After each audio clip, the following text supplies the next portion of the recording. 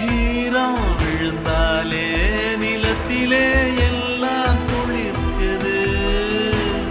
நேசம் பிறந்தாலே உடம்பெல்லாம் ஏனோ சிலிர்க்குது.